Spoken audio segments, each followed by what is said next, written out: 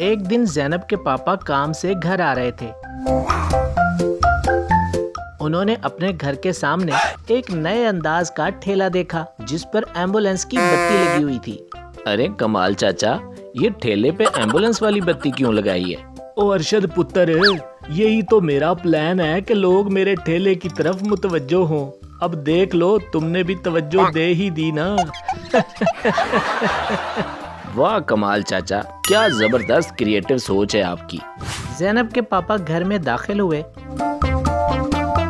अरे बेगम, कहाँ हैं आप? जी ज़ैनब के पापा, आ गए आप। जरा समझाएं, अपने बच्चों को बहुत तंग कर रहे हैं। मोहम्मद और ज़ैनब बहुत जिद कर रहे हैं कि हमने भी कार्टून में आना है।